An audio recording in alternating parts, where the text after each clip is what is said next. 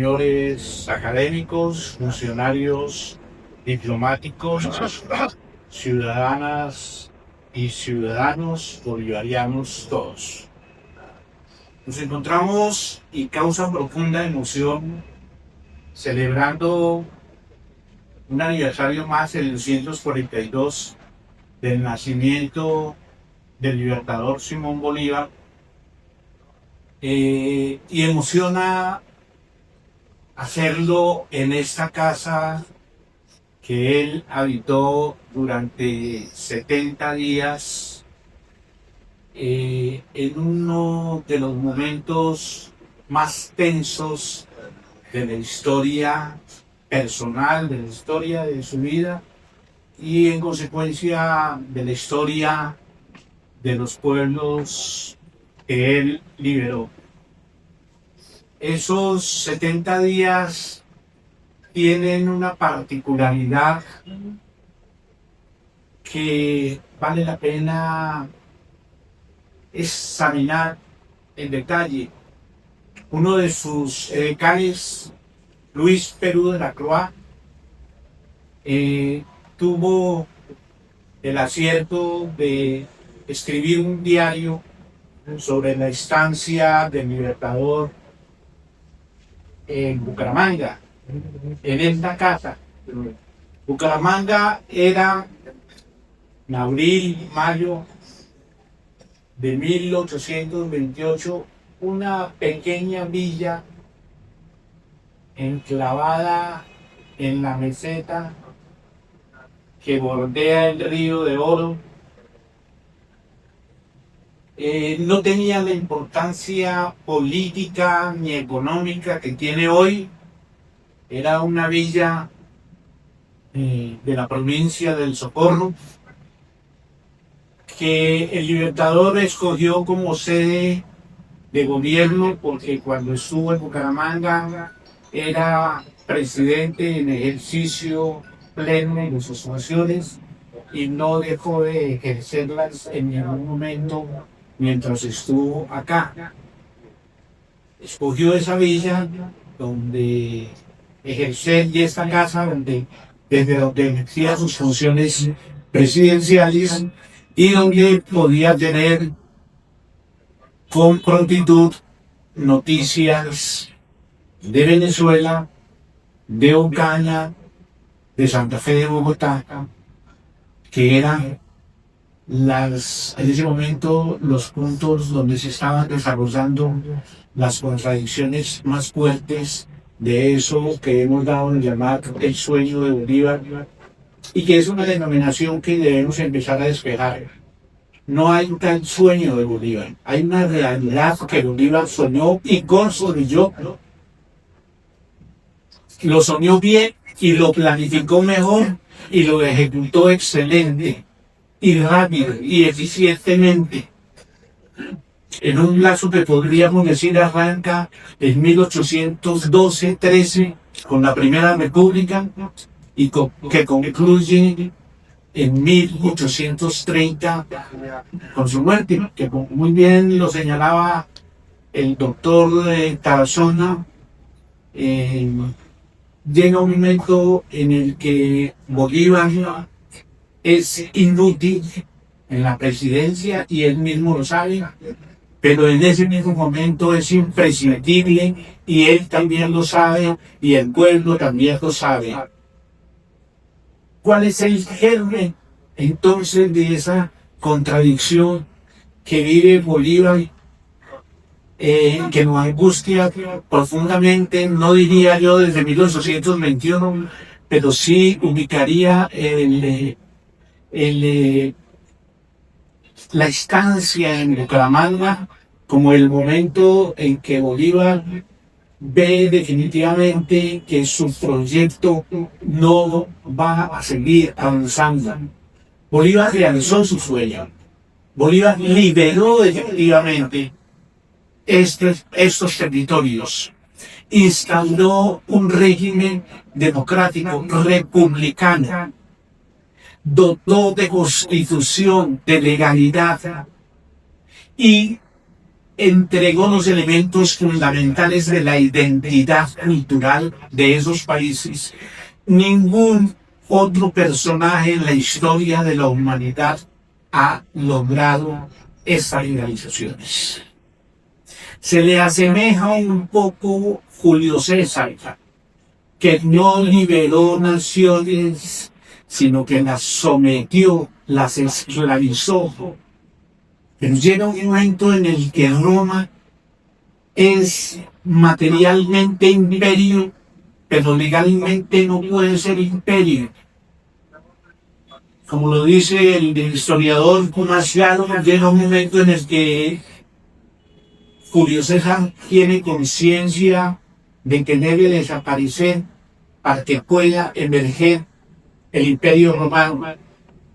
Julio César siempre se manifestó contrario a ser designado dictador, porque él sabía que si aceptaba la dictadura tendría que convertirse necesariamente en emperador, y asumir unas funciones similares a las que tenía el antiguo Rex de la Primera República, que Julio César era republicano y abominaba el retorno a la monarquía del Rex. No quería ser rey, sino quería tomar en sus manos el imperio.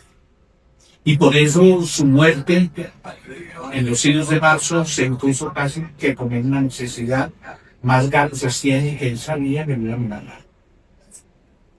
Esa similitud entre Bolívar y Julio César frente a los dilemas fuertes del poder, esa contradicción, esa angustia, la llamó así el profesor Tarazona, muchos la han mencionado como una especie de etapa de melancolía que tuvo el Libertador en sus últimos años. Ese sentimiento contradictorio de Bolívar, esa angustia, se generó aquí, en esta casa, en Bucaramanga. Mientras en Ocaña se discutía la suerte de la Gran Colombia, de la República fundada por el Congreso de Angosturas el 17 de diciembre de 1819, después de la batalla de Boyacá, con 3 departamentos, Venezuela, Cundinamarca y Quito. Esa república de la Constitución de 1819, después de la campaña de liberación del sur, de Perú, de Pichincha, de Ayacucho, deja al mando en el Perú al mariscal de Sucre, se regresa a Santa Fe de Bogotá, se regresa aproximadamente antes de llegar a Santa Fe de Bogotá en 1825-26, desde Guayaquil, ya Páez ha declarado la ruptura de Venezuela, la separación de Venezuela de la Gran Colombia. Bolívar llega, llama a norte a Páez, Páez se pliega a la solicitud de Bolívar y meses después se realiza la convención de Ocaña, donde debe ratificarse lo planteado en la Constitución de Angosturas en 1819, es decir, darle piso legal a lo que ya tenía un piso material, la Gran Colombia, ya estaba su territorio completamente liberado. Pero las contradicciones que se generaron en el curso de esos años, 1819 a 1826-27, hacen indispensable la convención de Ocaña, pero también abre la entrada a fuerzas de Venezuela y de Cundinamarca que ya se habían consolidado como poderes locales, como poderes nacionales, que veían en Bolívar no una oportunidad de fortalecimiento a través de la unidad, sino como un obstáculo para la formación, para la partición y la división de la Gran República. Esas reflexiones y esos planteamientos que recoge Luis Perú de la Croix en el diario de Bucaramanga tienen como característica particular que son resultados de conversaciones, de encuentros, de charlas de sobremesa que tiene el Libertador con sus editáneas, que son también sus amigos de confianza. Son textos, repito, tomados como resúmenes de conversaciones, de charlas coloquiales.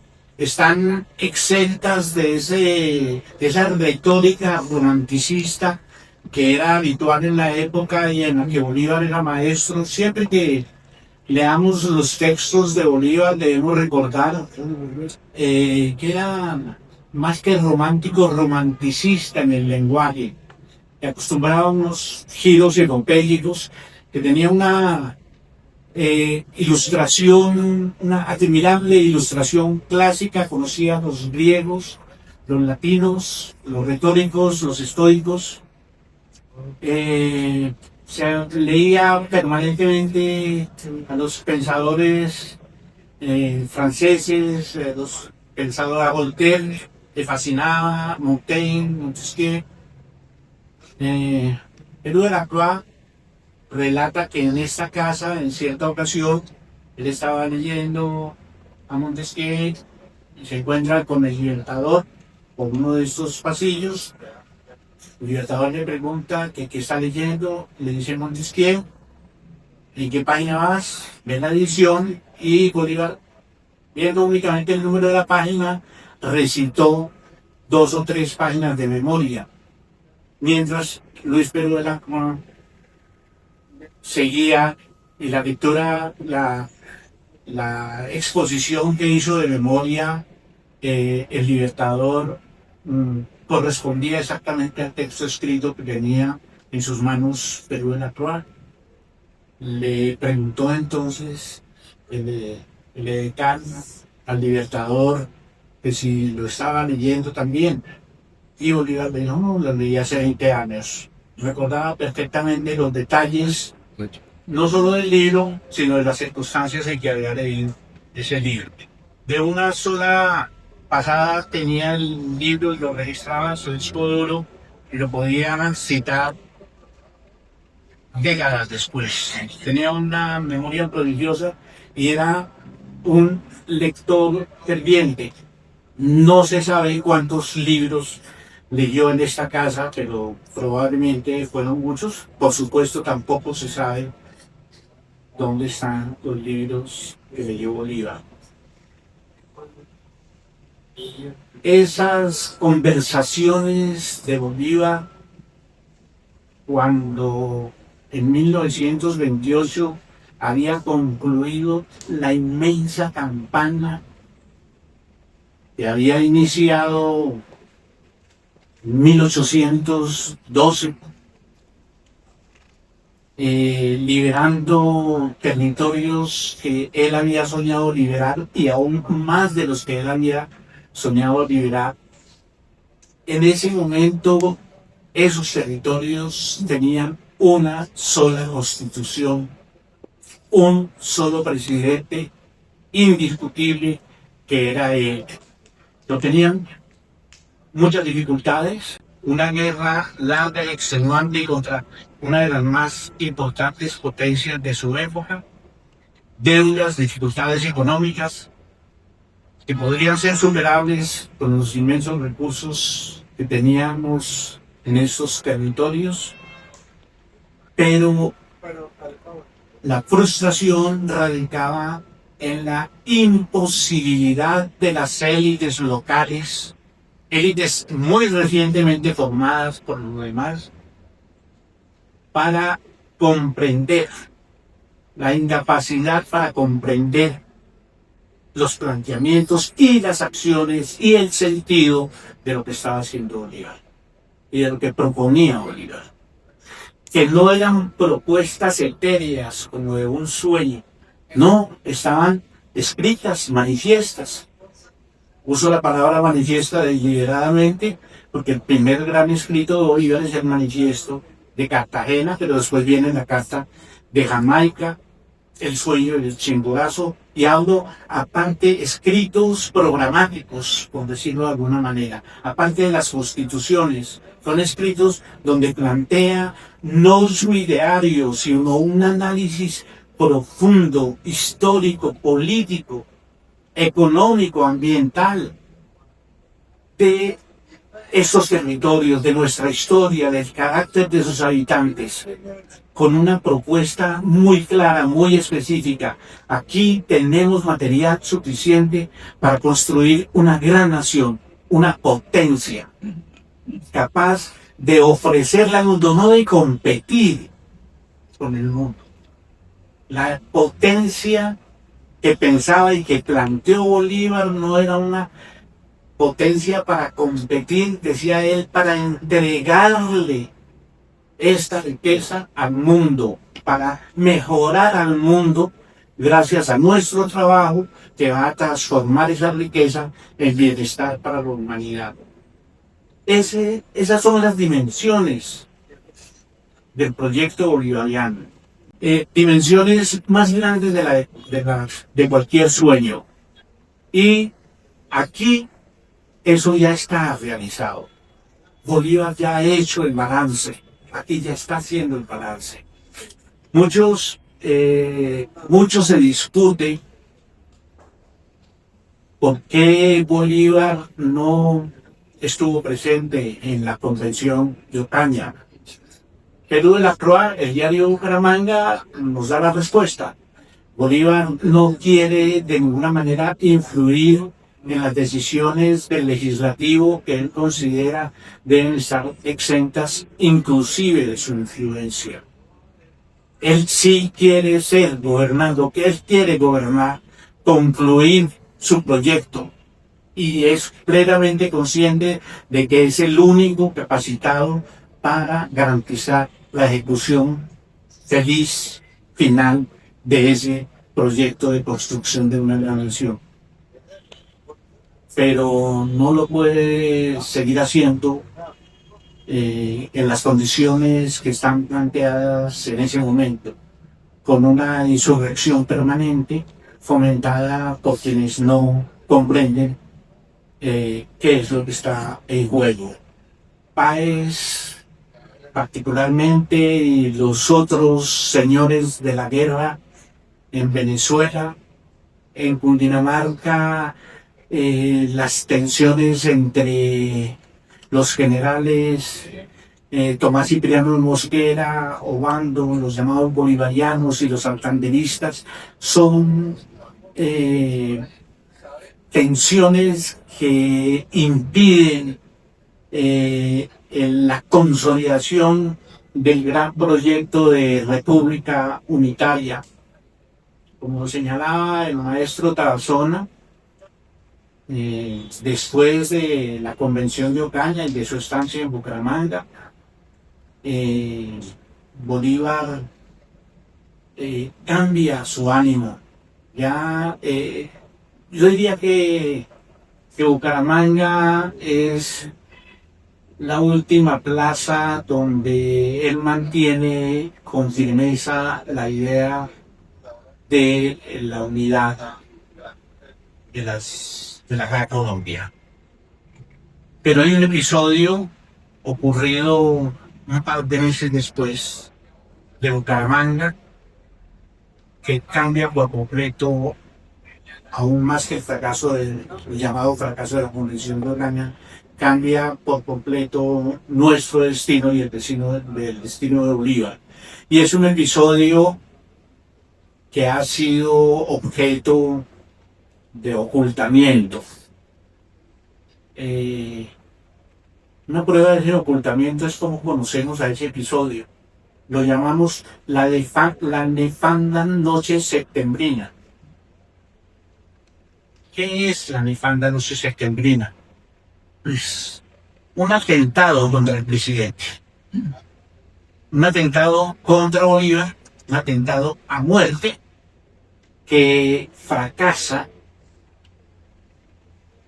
milagrosamente gracias a Santa Manolita bendita.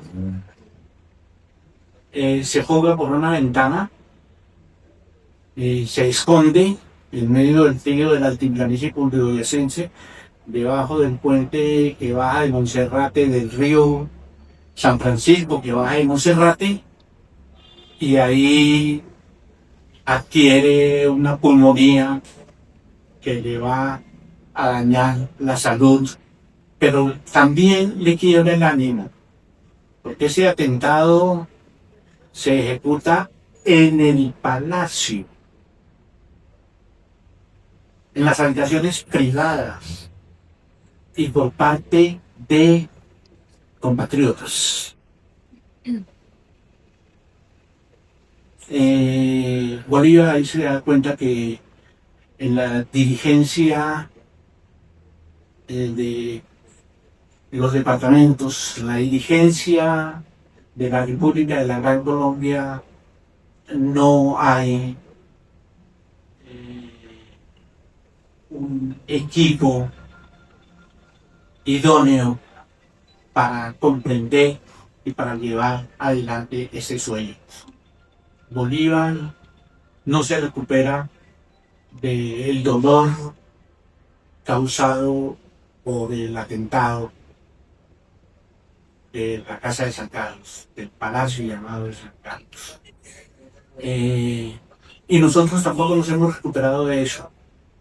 Y para ocultarlo, para ocultarnos ese episodio doloroso y dramático, pues recurrimos a una figura que es usual desde la antigüedad: levantar estatuas, sacar placas, elevar a los altares a las víctimas de la traición, y ocultar los motivos y las consecuencias de la traición.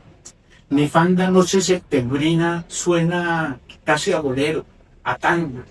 En una nefanda noche septembrina, pero no dice nada de lo que pasó realmente allí. Fue la intención de apuñalar a Simón Bolívar, no por liquidar a Simón Bolívar. Hubiera podido suceder exactamente lo mismo que sucedió con Julio César en los idus de marzo. Pero ni siquiera eso lo pudieron hacer bien. Bolívar se salvó, y meses después saldría rumbo a la quinta de San Pedro Alejandrino en un viaje que está descrito en un libro maravilloso de Gabriel García Márquez, un libro que merece la pena ser leído y estudiado como libro de historia, tanto como merece ser recuperado, leído y estudiado el diario de Bucaramanga, tanto como debe ser abierta, visitada, discutida, centro de discusión, esta casa donde Bolívar reflexionó, leyó, discutió, paseó, se encariñó con Bucaramanga, y de donde salió a recibir el desagradecimiento de sus compatriotas. Así que feliz cumpleaños a Simón Bolívar y gracias por su atención.